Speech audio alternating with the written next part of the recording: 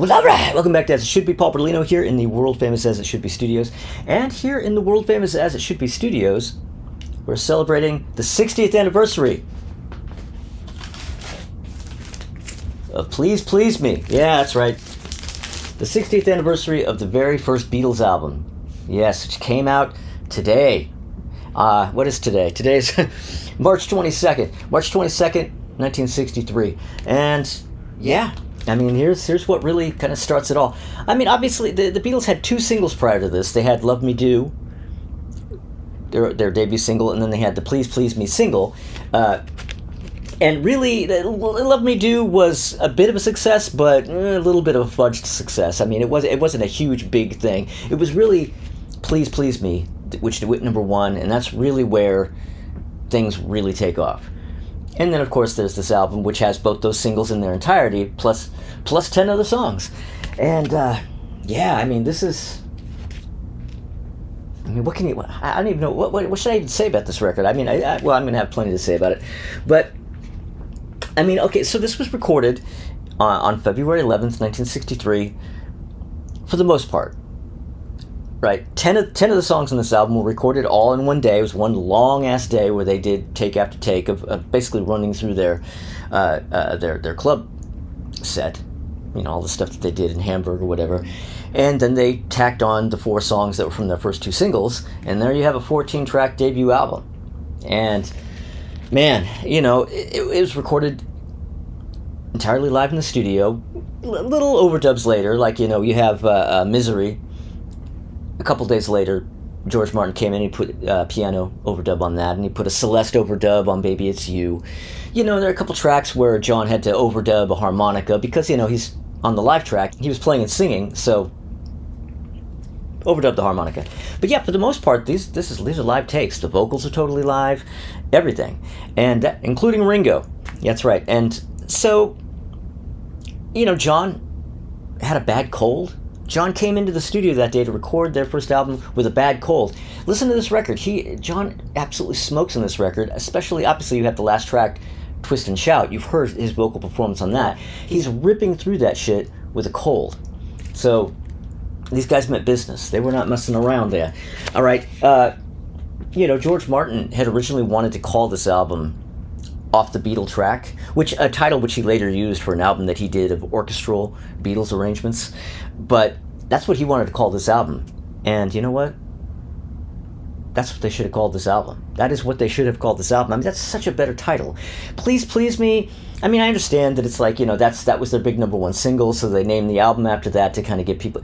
But that just makes it seem so, you know, so generic. Off the Beatle Track sounds like an album.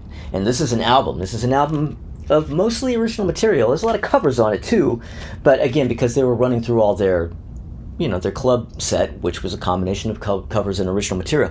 And what an album it is! I mean, what a debut album! What a great debut album this is! And well, this copy, by the way, is one of those reissues, a mono reissue from just a few years ago. This is actually, yeah, this isn't a real, legit UK 60s pressing. However, this one is, yeah, this is actually a UK, but it's not 1963 though. This is, I estimate this is probably around in 1965. You notice we have the smaller mono there. Yeah, I mean, as best as I can figure, combing through Discogs, details and things, I'm pretty sure this is a 65. Not 100% sure, because it can be a little dodgy trying to find details or trying to match up details in Discogs. I have such trouble going through and going, oh, all the things that they say here that are for this pressing, that's exactly what this is. It's always like, well, it kind of has that, but it kind of doesn't have that. It has this, but it doesn't have that. Like, they never match up, so it's always hard to tell. I think it's a 65. But anyway, yeah, and my own personal history with this record, I mean, it goes back to my earliest days of loving music. You know, I've talked a lot on this channel about the Beatles, you know, well, about the Beatles, of course, but about the Beatles basically awakening my love of music in general when I was a very, very small child. We're talking like 3 years old, with the Beatles' second album, the US Beatles' second album.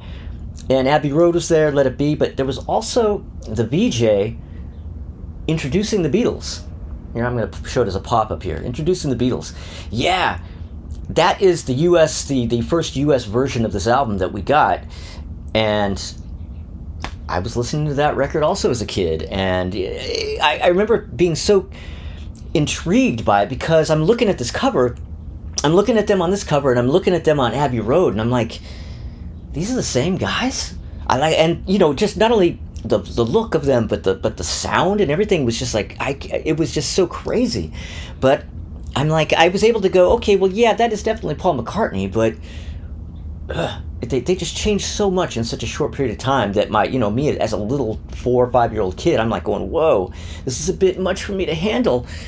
But anyway, why don't I go through the album? I'm going to go through a track by track commentary thing about the album, and let's go. Okay, so the album opens with I Saw Her Standing There. I mean, come on, 1, 2, 3, bah! That is possibly the greatest album opening moment in the history of rock and pop. I mean, just like, boom, here we are, motherfuckers, we're the fucking Beatles, 1, 2, 3, bah! Yeah.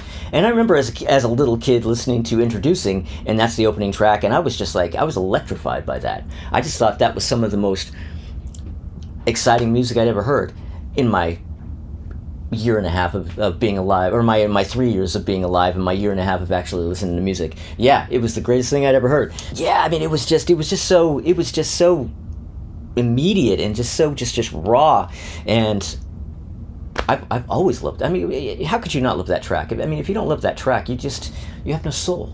That's all there is to that. But that song was Paul's, mainly Paul's song. I mean, it was his idea. Paul and John basically worked on it together at Paul's house on Forland Road, but it was really kind of Paul's idea. Paul's the one who came in with it, and then John just kind of, got together with him, and they worked it out a bit, didn't they? But yeah, what a song. Anyway, on to the next track. All right, track number 2 on the album. The world is treating me bad. Misery. Now, I didn't like this song when I was a kid. When I was a little kid, first listening to this stuff, again, I was like 3, 4 years old, first listening to this, and a track like this was really just like, ugh, just very just draggy. It was just kind of down and draggy and just sort of, ugh. And I wasn't into it. But it grew over time. It grew into a song that I really like. There's not a track that I don't love on this album now. But as a little kid, this one was a little bit, this was a skipper. But, this was written only a couple weeks before the session, the February 11th session in 1963, while they were on tour with Helen Shapiro. And, it's still a little old-fashioned. I still feel like it sounds a little like something they might have had when they did their Decca session. It might have gone in nicely with Like Dreamers Do and Hello Little Girl and all that kind of stuff. But, but what are you going to do? It's a great track. Now, one thing I will say about this is I have to say, as much as I love this album and as much as I like this track now, if I were responsible for sequencing this album, I probably would not put this as the second track. You know what I mean? I think ideally this probably is not a good second track on the album. I don't know what I would put in its place, but yeah, probably not the best idea for second track. But that's probably the only criticism I could give this record, is that Misery probably shouldn't have been the second track. And that's about it. But anyway, on to track number 3. Say track number 3, Anna. Yes, it's an Arthur Alexander cover. He originally did it in 1962. It was a pretty new song at the time. Like, he had just done it the previous year, 1962. And it was recorded in 3 takes. And on this song, you can really hear that John has a cold. Like, he sounds like he has a cold. Doesn't he? And like, if you never noticed it before, go back to it, listen to it, thinking of him having a cold. You'll hear it in a second. Yeah, absolutely. But you know what? Still a great track. Still a great performance. I've always loved this one. I think absolutely great. And of course, the Arthur Alexander version is, of course, great as well, too. But, I'm a Beatles guy, so my heart is always going to be with this track. Yeah, that's track number 3. Now, on to track number 4. All right, so the next track is Chains. Oh, man, Chains. A Goffin and King track, penned track. It was originally recorded by the Cookies in 1962. I mean, that's the thing about the Beatles covers. A lot of their covers were really current. They were really kind of digging around at the stuff that was coming out at the time that they really loved. They loved a lot of soul stuff, and they loved they loved Carole King and all that kind of stuff. And they were playing those songs. They were playing them live, and then they of course brought them into the session. And man, what a great song! What a great version. I wanna tell you, pretty baby, I think you're fine. Ah, man, yeah, I mean, come on, what a great track. And the first George vocal for the album. Yeah, it's the first time we hear George on this record. And you know what? I mean, he wasn't much of a vocalist yet, but honestly, I think he sounds perfectly fine on this track. And this version by the Beatles is so much better than the Cookies version as far as I'm concerned. I'm telling you right now. Come on! Okay, so next up is Boys. Yeah, now we get to hear Ringo. Yeah, Ringo comes in, man. Now, this was written by Luther Dixon and Wes Farrell. Now, Luther Dixon, they did this originally for the Shirelles. This is from the first Shirelles album, Tonight's the Night. And now Luther Dixon was the guy who produced those Shirelles albums, and that said, take two. Luther Dixon was the guy who produced those Shirelles albums, and Wes Farrell, later on, as some of you know, went on in the early 70s to be one of the main writers for the Partridge Family. Yeah, so there you go. Partridge Family and the Beatles connected. Oh, this was the B-side of the Will You Love Me Tomorrow single. So there's the Goffin and King connection. See, everything, it's all interconnected like this. But, Ringo just, honestly, people love to slag off Ringo. Oh, luckiest guy in the world. He's a shitty drummer, he's a shitty singer. Listen to this track. Totally live. He's absolutely killing it on the drums.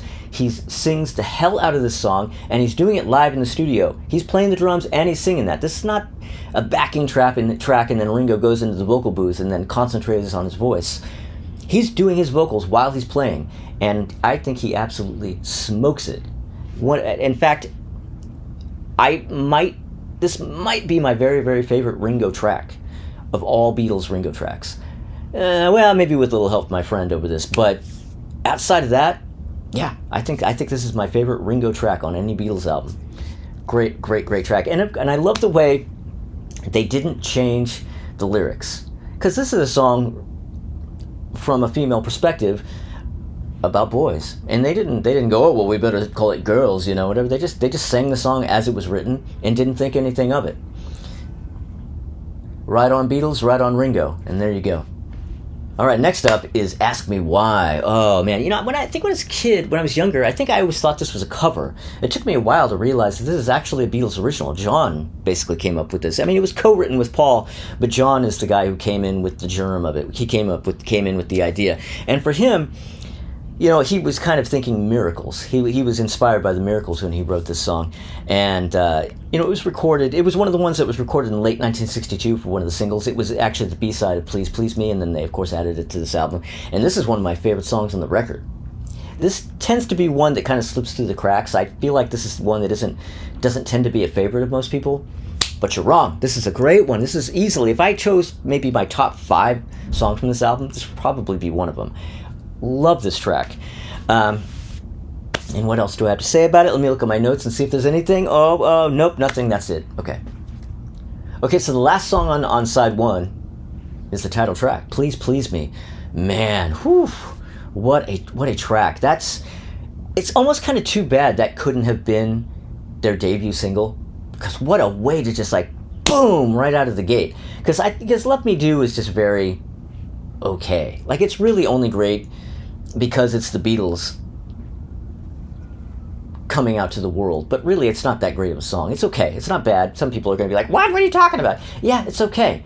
Please Please Me? Man, if this had been their first single, and they had the song obviously before they even put out the Love Me Do single, before they even finalized the recording of that, because they recorded that song like 3 different times. But it took them a while to kind of dial Please Please Me in, because of course, as everybody knows, I think most people know, originally John wrote this as a Roy Orbison style ballad. It was really slow and come on, come on, come on, come on, kind of a thing. And George Martin was like, oh, come on, you guys, really? Can you speed this thing up? Like, George Martin was the one, this needs to be an upbeat song. And they went, oh, really? You think so? And they sped it up, and boom, magic. And yeah, so that's why that song had to wait for the second single. But I mean, it's no wonder that this went to number one. I mean, this song is just like an explosion as far as I'm concerned. Yeah, so John wrote this one entirely on his own. He just by himself up in his bedroom on Menlove Avenue in Mimi's place.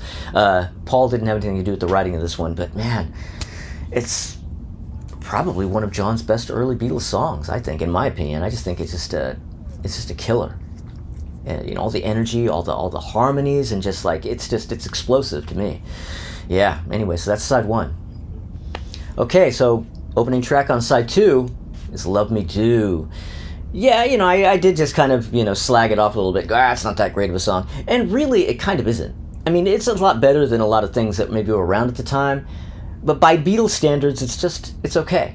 It's not bad. I don't dislike it, and you know, it's a perfectly fun. You know, it's a pleasant song. I like it. You know, in fact, it's a song that kind of it was an early song of Paul's. I mean, according to John, Paul had it around since the late 50s, like 58 or something. It had been just something that he just had. That John thought maybe he might have contributed something to like the middle part or something, but he was like, yeah, for the most part, that was Paul's song that he kind of already had. Now, of course, there were several. They recorded 3 versions of that song. Originally, they went in, they recorded it with Pete Best. That got tossed aside. Then they brought in Ringo and they recorded a version with him, and George Martin wasn't too happy with that, so they came back in and they did another version with Andy White. And, you know, Ringo was pissed off, so they let him go down to the studio and shake a tambourine and stomp and shake a tambourine standing right next to Andy White the whole time. Now, I'm definitely not a fan of the whole, you know, replace the drummer because he's not good enough to do this simple ass kind of thing. You know, like obviously Ringo could have done that track perfectly. In fact, he already did. He had just done it at the previous session. Like, it's not a difficult thing. I can understand why Ringo was pissed. But in the end, honestly, my favorite version is the one with Andy White, the one that's on this album. Because the single had the one with Ringo, and the album had the one with Andy White, and I think the Andy White version's better. However, I don't think it's anything to do with who's playing drums. It's because by that point, the Beatles had been in that studio a good 3 times at that point, and they'd already played that song in that studio how many times at that point? They just sound a lot more confident, and they just sound a lot more rehearsed and confident by that point. They're like, oh yeah, we've done this before, we've been here before, we've played this song 1,000 times. And it isn't even the drumming. I feel like John and Paul and George are just like, yeah, oh yeah, we've done this. It's just, yeah. And that's all it's really down to. I just think they just sound more confident and more solid on it. Okay, so the next track on side 2 was actually the B-side of Love Me Do, P.S. I Love You. Now, this is another one of those songs that I didn't really like when I was a kid. Yeah, when I was younger, I was like, this was a skipper. But I love this song now. Again, I'm going to say it again. I love all these songs now. But P.S. I Love You was a bit much to swallow when I was a child. But yeah, this was written by Paul on their last trip to Hamburg in 1962. So that would have been late 62. They had like that one last trip to Hamburg they had to do to like fulfill some contractual obligation or whatever. They'd long since outgrown Hamburg, and they were looking at the toppermost of the poppermost at that point, but you know, they had to do what they had to do. So they went back to Hamburg and did some final we're just about to be the biggest thing on the planet sort of shows. And yeah, while they were on that trip, Paul wrote this song and they added it to that single, and yeah, I think it's a good one. I think it's a perfectly good one. All right. Okay, so next up is Baby It's You. Yeah, this is another Shirelles track. It was originally a Shirelles track that they did in 1961, and it was written by Burt Bacharach, Mac David, who was Hal's brother, and Barney Williams, who was actually Luther Dixon under a pseudonym. I don't know why Luther Dixon wrote under this pseudonym sometimes, but sometimes he did, and this is one of those tracks. He produced that Shirelles album under his own name, but he kind of hid behind a pseudonym. I don't know, maybe he didn't like the song. I don't know. But, you know, I think, you know, the Shirelles version is great. Now, there are three really key versions of the song. There's the original Shirelles version. There's this Beatles version that I absolutely love. But you know what? The version of this song, like the most bitchin' version of this song, you know which one I'm talking about, the 1969 version by Smith. Yeah, Smith. Oh man, they had a big hit in 1969 with their cover. This is like soulful and funky, just badass version of the song, and I think it's the best version ever. I think it smokes the Beatles version, and it completely destroys the Shirelles version.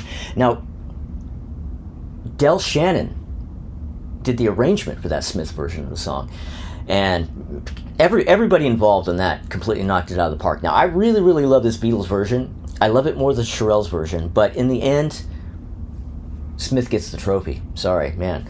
But yeah, all right. So, Baby, It's You. All right, so on to the next track. Okay, so next up is Do You Want to Know a Secret? Do you want to know a secret?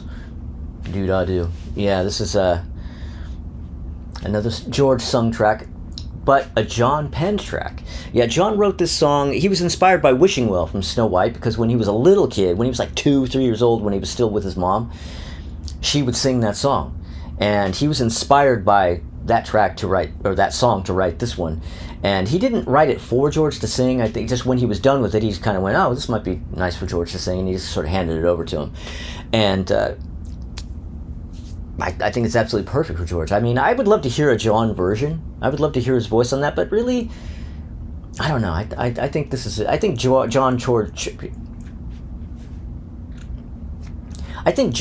wisely. I think this is a great track for an early George vocal, and I love the song. I love George's performance. What more do you want? Okay, so next up, A Taste of Honey. Yeah. All you hip cats out there, you probably hate this song. It's probably too lame for you, right? I love this track. I've always loved A Taste of Honey. Even when I was a kid and I was, sneering about Misery and P.S. I Love You, I always liked A Taste of Honey. And, this was written by Bobby Scott and Rick Marlowe for the 1960 play of the same name, for A Taste of Honey, the play. Now, it was originally an instrumental track. They wrote it as an instrumental. I'm not sure if they added lyrics later or not, or if they originally had lyrics that they just kind of set aside. I don't know, but either way, all I know is that originally it was intended as an instrumental for this play. But the first vocal version of this song that ever came out was by Billy D. Williams. Yeah, that Billy D. Williams. Yeah, Billy D. Williams put out the first vocal version of A Taste of Honey.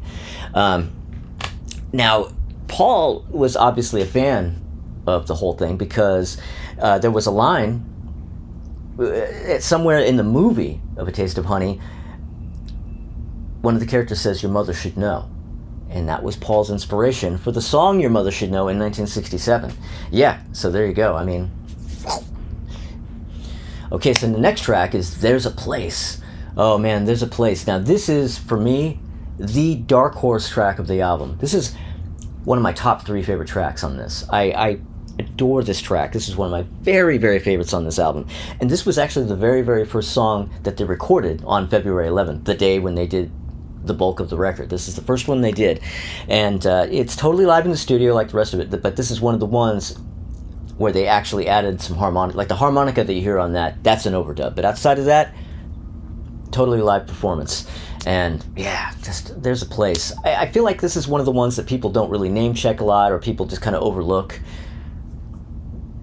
This one, if I was going to play, if I could only play 2 or 3 songs from this album, honestly, if I could play only one song from this album, it might be this one. I love this song so much. There's a Place. And then, of course, that brings us to the final track on the album, track number 14, Twist and Shout. Yeah, man, what a bookended record. I mean, you have like the blazing rock of I Saw Her Standing There, and then just the absolute screaming, just shouting insanity of Twist and Shout. And, John, they did this last because, of course, John, there was no way he was going to be able to shout out this song and then do any further tracks after this. So they did this one last that day, or that night, I guess. John has been recording all day. He's been singing all day, take after take of all these songs. He has a terrible cold. This song is really high for his range that he could barely reach anyway, and he just goes for it. He just, tears his throat out screaming this song. I mean... Yeah, I mean, it's absolutely an incredible performance. Admittedly, I'm a little tired of the track myself, but I mean, it's absolutely just a killer. And I remember in the mid-'80s, I don't know if you guys remember, in the mid-'80s, they started showing the 60s Saturday morning Beatles cartoons, kind of like how they had done with the Monkees. They were doing that with the Beatles cartoons. And one of the things they did is they showed Twist and Shout from one of the episodes. as a video. It just went into their music video rotation, and so you regularly saw this Beatles Saturday morning cartoon video of Twist and Shout. And I think that's kind of when I got burnt out on this song, because you heard it all the time. But I'm thinking back now to how weird that was. I remember at the time thinking it was really cool, but it was really, really weird that they did that. But I'm glad they did, because I'd always wanted to see the Beatles cartoons and didn't think that was something that would ever actually happen. Thankfully, though, 80s MTV, they delivered the goods. But yeah, Twist and Shout, there you go. I mean, that's it. That's the ending of one of the most important records in rock and pop history, really. I mean, the record that brought us the Beatles. I mean, what more do you want? Okay, so there you are. There's my little tribute to the great Beatles debut, Please Please Me. And, on this date in 1963, we're still nearly a year away from the U.S. even having a clue who they even are. So this explosion is happening over in the U.K., and us dumbass Americans are over here going, what? Bobby V. Bobby Vinton. Bobby, what? Yeah.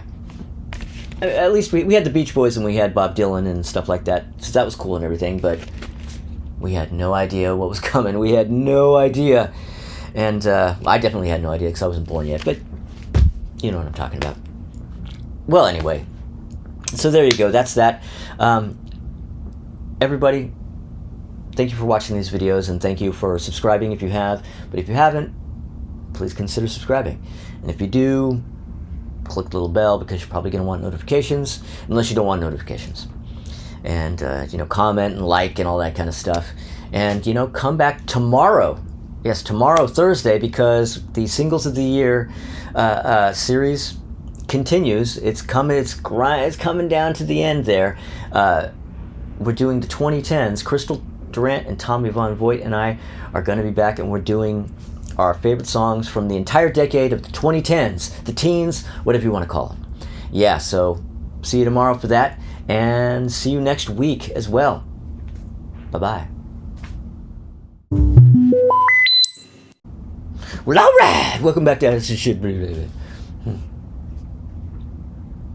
Take two. Well, all right. Welcome back to Paul Bertolino. This is As It Should Be speaking. Take three. Well, all right. Welcome back to As It Should Be. Paul Bertolino here in the world famous As It Should Be studios, and here in the world famous As It Should Be.